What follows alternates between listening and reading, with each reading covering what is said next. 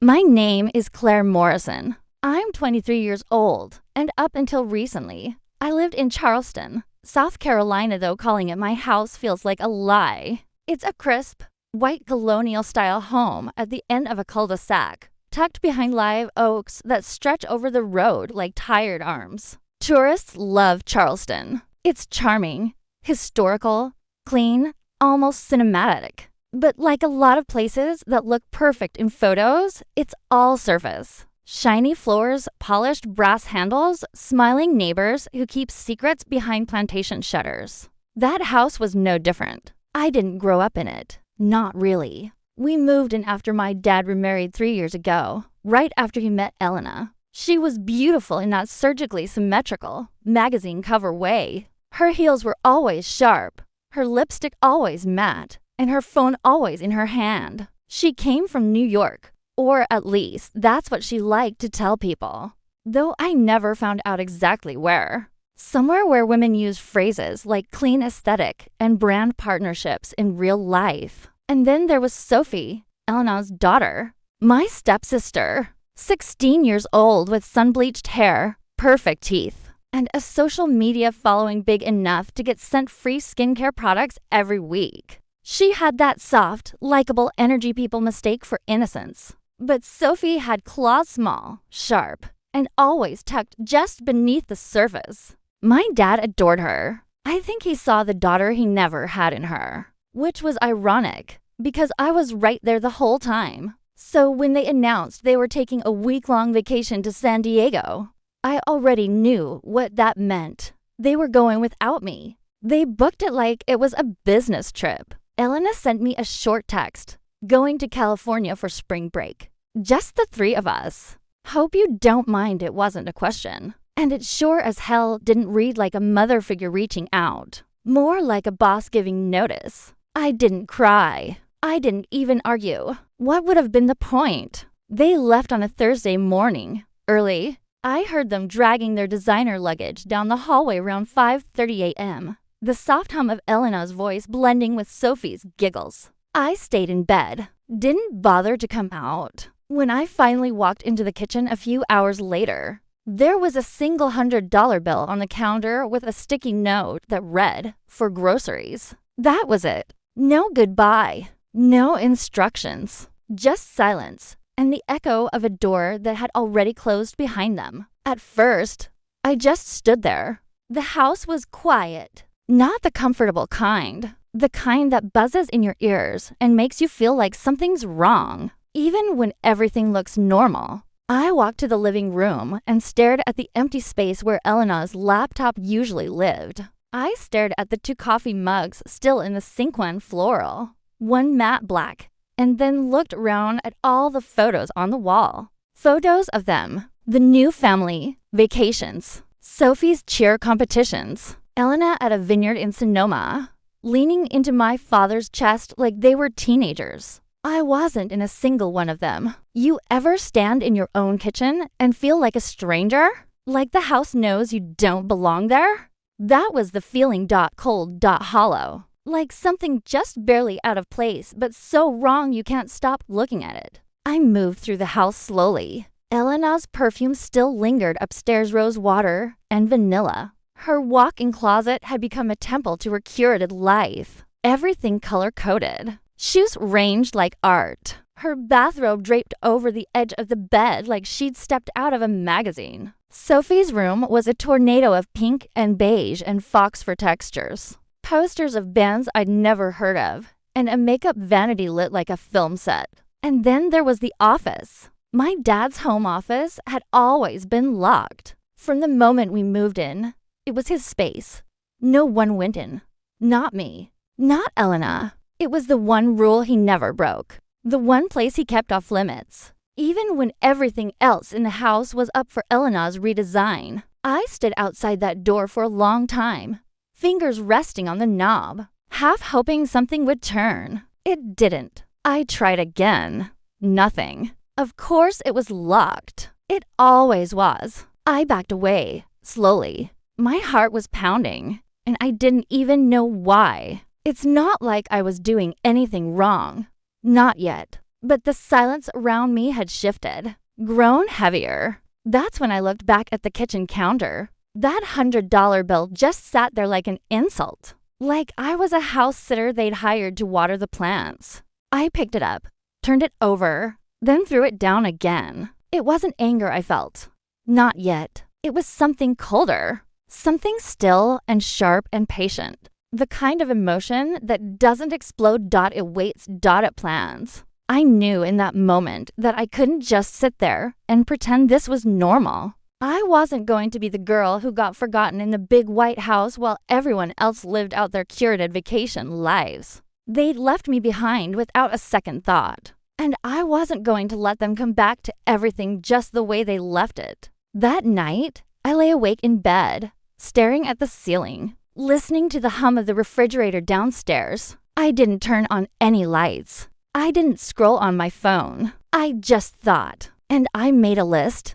Not a real one. No paper. No evidence. Just a mental checklist. Bullet points clicking into place in my head like a chessboard resetting. Open every locked door. Find every hidden file. Uncover every secret they thought I was too quiet to see. Because they thought they left me behind. But really, they left me free. And I was going to make sure they regret it.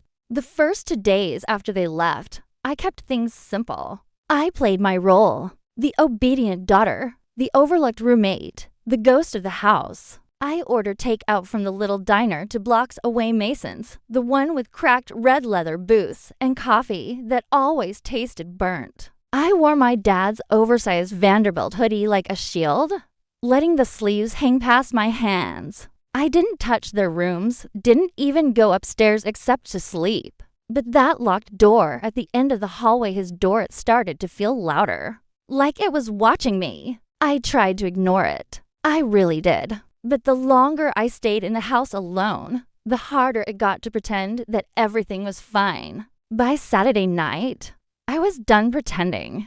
I started searching the upstairs closet where Elena kept her off-season clothes. And her designer bags, though a closer look made me realize at least half of them were fake. Not that it mattered. She had enough real things to sell the lie. I went through her shoes first, then jackets, carefully shifting boxes that smelled like leather and lavender. That's when I found it, a small gray leather purse buried behind a stack of unused gift boxes. It was heavier than it should have been. Inside, I found a ring of 3 keys and a roll of cash $300 bills, rubber banded and tucked into a side pocket like it was her lunch money. $3,000 just sitting there in a knockoff Milan handbag, like it was nothing. I took one bill. Just one, not because I needed it, but because I wanted to remind myself I could. Then I took the keys and walked to the office door like I'd done a dozen times before, but this time, I didn't stop. The key fit perfectly. The moment the door clicked open, something in me shifted. This wasn't just curiosity anymore. This was mine now. The office smelled like it had been preserved in amber leather, old paper, and the faint warmth of bourbon even though the bottle was corked. The blinds were drawn tight, casting long stripes of shadow across the floor. His desk was centered perfectly in the room.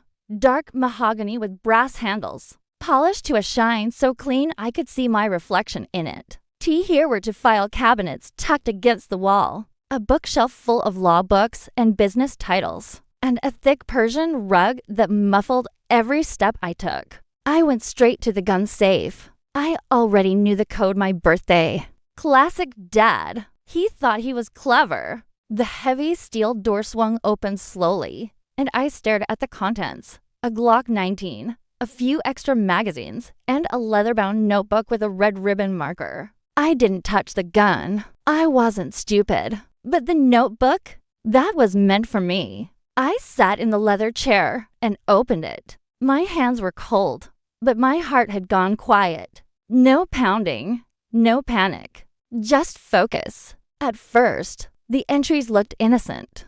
Business notes, meeting times, account balances. But the further I read, the more names appeared. Not clients, not partners, aliases, shadow LLCs, transactions from companies I'd never heard of, some based in Atlanta, some registered to addresses that didn't exist. Then the entries got more specific. Elena Carol Morrison, her name appeared over and over, always tied to the same accounts. Money going out, money coming in. Descriptions that weren't just vague, they were strategic. Reallocations, consultation disbursements, silent holds. One note reads simply, London transfer complete. Account SECUREDECM. Confirmed. That's when I realized Elena wasn't just married to my dad. She was partnered with him in something criminal. Something big. And my dad knew. He documented it. Payments to a Swiss bank account. Wire transfers through Canada. And then something that stopped me cold. Travel records .geneva.zurich.brussels. One trip to London labeled asset review. Confirmed wrote. This wasn't normal business. This was laundering. And it was happening under my nose in that perfect white Charleston house while I sat in my bedroom, applying for jobs and eating peanut butter on crackers. Then I turned to a page dated 2 months ago. Transferred $20,000 to Sophie's trust. Elena pushed for early deposit. Used funds from silent account. Claire still unaware. My mouth went dry. $20,000 for a teenage girl with a private voice coach, a $900 iPhone, and a wellness retreat planned in the Catskills this summer. 20 grand. Well, I'd been calculating whether I could afford to pay both rent and my last student loan. Minimum that month. I wanted to slam the book shut. I wanted to scream. But I didn't. I read more. I spent 3 hours in that chair. I lost feeling in my legs. At some point, I got up and checked the windows, then locked the office door behind me again. Not because I thought anyone would walk in, but because part of me still couldn't believe what I was seeing. I didn't sleep that night. I curled up in that cold office chair, notebook clutched to my chest like a diary, my body tense and still.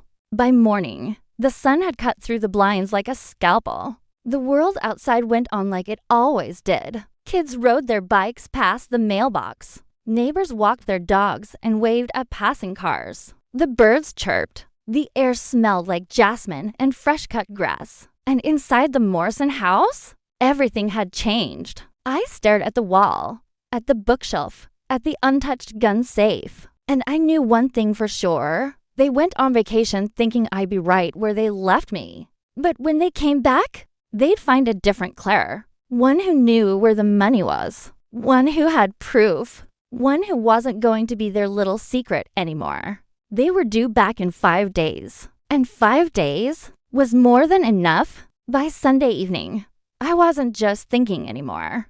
I wasn't just angry. I was preparing. There's something strange about being alone in a house you don't feel belongs to you. It makes you bolder, like a trespasser who realizes no one's coming back anytime soon. I walked through every room like it was a crime scene, except I wasn't solving anything, I was creating the mystery. I started with Elena's bedroom closet, that shrine to her curated perfection. Rows of designer shoes stood on sleek metal rack Sabaudins, Jimmy Choos, and a suspicious pair of Balenciagas I was almost certain were fake. There were perfume bottles ranged like crystal chess pieces. Chanel, Tom Ford, some niche Persian label I couldn't pronounce. Silk robes and lingerie in blush pinks and pale ivory were folded so neatly. It almost hurt to touch them. I didn't smash anything. That would have been satisfying, but short-sighted. No, I was more precise, more surgical. I wanted her unsettled, not just angry. I removed one earring from every matched pair. Not all of them, just enough to make her doubt herself. A few foundation bottles were missing just the tiniest bit of product. Her curling iron was set to Celsius instead of Fahrenheit. Harmless, but irritating. In the file cabinet under my father's side of the bed, I found the real gold. Banking paperwork, client records, and a folder that held half a dozen wire transfer authorizations. I didn't take the whole folder. I scanned the contents, then returned everything exactly as I found it except for one single sheet. The most important one. It was a document signed by both my father and Elena, authorizing a transfer to an unlisted offshore account in the Cayman Islands. No routing number, no purpose, just 2 signatures and a shadow. That page didn't go back into the folder. It went into my laptop bag, where I kept a growing digital archive of all their secrets. I didn't want to destroy their lives outright. Not yet. I wanted to make them paranoid. I wanted Elena to ask, "Did you take it?" And I wanted my dad to answer, "No." "Did you?" By Monday morning, I changed the home alarm system passcode. It wasn't a big deal, they never checked it anyway, but now it was set to my cell phone number. The irony made me smile. They never remembered my birthday, never called unless they needed something. Now they'd need me just to get inside. Next, I canceled the cleaning service. Every Tuesday, a sweet older woman named Janice came by to vacuum, scrub, and pretend not to notice the chill between Elena and me. I told her we had a family emergency and wouldn't need her services for the next 2 weeks. She didn't ask questions. I gave her a $50 tip and told her I hoped she enjoyed her time off. And then I did something I'd been thinking about since the minute I found the offshore account. Records. I called Julian Carter. We went to school together. He was 2 years older and had the kind of brain that never got used properly in classrooms. Julian ran a quiet, mostly off-the-books business fixing phones, recovering deleted files, and wiping digital trails. He worked out of an old RV behind a closed gas station off I-95 near Savannah, Georgia. I hadn't spoken to him in over a year, but when I texted him need to meet, serious, he replied in under 5 minutes. I drove out Monday afternoon with a flash drive of the scanned documents. Julian barely looked up when I stepped inside, just handed me a cold can of Coke and popped the drive into his laptop. He scrolled for 10 minutes without saying a word. Then he said, "You could bury them with this." And I smiled, because that was the idea. Julian pulled out something even better than I expected, a recovered email chain from a secure account linked to my dad's name. Connected to a contact listed only as MC, the emails discussed something vague but international. Words like routing corridors, second pass authorization, and contingency staging. One email even mentioned couriers in Brussels and Lisbon. These weren't business deals. This was trafficking something, money or assets I didn't yet understand. But I didn't need to understand it. I just needed to hold it over their heads. That night, I started planting evidence. Not fake evidence. Real things just moved around in ways that would provoke doubt. I placed a copy of One Cayman Islands transfer beneath Sophie's mattress, far enough down that she wouldn't find it unless she had a reason to look. I left a photoshopped image of Elena's passport with a second alias on it inside the glove box, of her black Audi SUV tucked in with the manual. I drafted an anonymous email with everything attached. Names, account numbers, copies of every shady transfer I had found. I addressed it to the IRS, FBI, and US Customs. I didn't send it. Not yet. See, I didn't just want justice. I wanted drama. I wanted to see it happen. I wanted to stand in the kitchen when they walked in, arguing over who'd packed his charger, and then watch their faces shift as they realized something was wrong. I wanted them confused, disoriented, suspicious of each other. I wanted them to feel what I'd felt every day for the past 3 years. Unseen, overlooked, forgotten. By Tuesday night, I tittied everything. I walked through the house like a curator. The framed wedding photo in the hallway turned slightly crooked. The guest bathroom towels replaced with cheap ones from the garage. One drawer in my father's desk slightly ajar. Little things. Just enough to make someone wonder. I even forwarded all the house mail to a P.O. box I rented downtown for $60. I didn't want any official letters or tax notices arriving while I was still laying the groundwork. Everything they expected to find would be missing, delayed, or distorted, just like how I'd felt every time they called Sophie, our daughter, at dinner parties while I sat in the background like furniture. Before I went to sleep that night, I packed a small bag and zipped it closed. Not because I was scared, because I was ready. They thought they went on vacation and left the house behind. But when they came back, They were going to find out the house didn't belong to them anymore. Not really. Not the way I'd rearranged it. They landed Thursday afternoon, just after 4. I watched their arrival on my phone like I was tracking a package Delta Flight 237, San Diego to Charleston. Landed exactly at 4:15 p.m. Sharp dot. I even tracked their Uber in real time. The driver's name was Michael, Toyota Camry, silver. They were 28 minutes away from the house when I poured myself a glass of iced coffee and settled into the porch swing like I had all the time in the world. I wasn't nervous. Not anymore. That part of me, the part that flinched when doors opened, that held its breath when Dad raised his voice, that waited for Elena's approval like it meant something, that part was gone. I looked calm, even serene, when their Uber pulled into the driveway. Elena stepped out first, naturally. Designer sunglasses, a long scarf wrapped around her neck like a flight attendant who never lost her glamour. Sophie was beside her, dragging her leopard print suitcase and staring at her phone. My dad emerged last, looking tired, shoulders sagging under the weight of whatever fantasy he'd convinced himself this vacation was supposed to be. I waved at them, all 3. "Welcome back," I said sweetly. Elena paused, one stiletto heel clicking against the pavement. "Claire," she said slowly, tilting her head, "what are you doing out here?" I smiled and took a long sip from my glass, just enjoying the peace and quiet. Since I wasn't invited to the family vacation, I figured I'd make the most of it. My dad opened his mouth to speak, but I held up a hand. "No need to explain," I said calmly. "You should go inside." They looked at each other. Suspicion flickered between them, fast and invisible, but it was there. Still, they followed my advice. The front door creaked open, and I waited outside as the silence inside the house cracked like a windshield under pressure. It started with Elena's voice. "Why are my bags moved?" Then Sophie, "Where's my charger? Where are my pillows?" "Mom, my room's been touched." I stood up and strolled through the front door like I was arriving at a dinner party. Something wrong? My dad stormed out of the hallway, heading for the office like a man on a mission. Who was in here?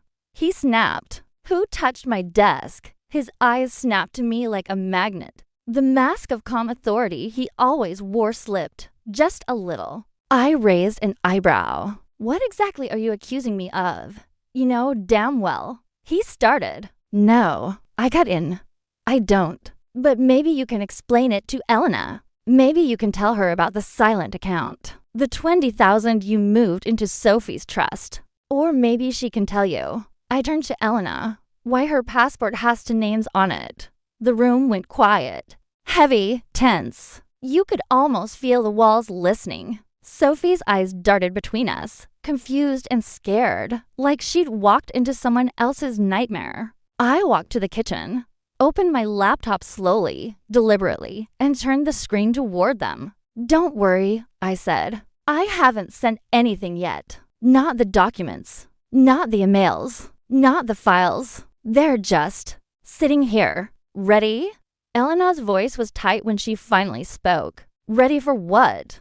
I closed the laptop softly, for you both to understand that you never should have underestimated me. I sat down at the kitchen table and steepled my fingers, looking at them as if we were in a boardroom, not a house they used to own without question. You treated me like I didn't exist, like I was furniture, background noise. You left me out of everything, and I stayed quiet. I learned, I watched, and now I met my dad's eyes, flat and sure. Now I own the story, not you. He didn't say anything, but I saw at the flicker of fear. Not fear of me, exactly, but fear of what I knew, what I had, what I could prove. I slid a folder across the table. It was black, clean, and inside were 3 simple demands. $50,000 wired to a new bank account I had opened under my name. Full ownership of my car. No liens, no payments remaining. Deed rights to the Charleston house transferred to me within 6 months. Not partial. Full. "This is extortion," Elena hissed, eyes narrowing. "No," I said evenly. This is leverage, and I'm giving you a choice. You can agree to this and keep your empire intact, or I can send these files to the IRS, FBI, and Homeland Security. I've got it all backed up. You think the feds don't care about wire transfers to shell corporations in the Caymans? Or your friend in London? You think I don't know his real name? Elena paled. Right, I said. I know everything. The offshore routing numbers, the fake LLCs, the money you moved through Brussels and Lisbon, the payments made to Sophie's trust using funds from an account no one declared on last year's taxes. They didn't argue. They couldn't. I gave them until sunset. They didn't even take that long. By 6:30, my dad had signed the agreement. His hand trembled when he wrote it. Elena didn't speak at all. She just stared, like her whole foundation had shifted beneath her feet. And me? I stood up, grabbed my laptop, and walked out the front door. I didn't cry. I didn't shout. There was no Hollywood ending. Just the soft slam of the door behind me and the weight of power I'd never had before now finally sitting on my shoulders. 3 days later, I left Charleston for good. I drove to Asheville, North Carolina, rented a sunlit loft downtown, and used the money to pay the entire lease upfront. I bought furniture secondhand, decorated the walls with old film posters, and started going to open mic nights just to feel human again. Free. They never came after me. Of course they didn't. What were they going to say? Hi, we're criminals and the girl we ignored just ruined our lives now. They stayed silent. Sometimes I get emails from Sophie. They're short, curious. She's trying to make sense of the cracks. Maybe I'll write back someday. Maybe not. But this I know. They went on vacation and left me behind. So I made sure when they came back, they were the ones left out.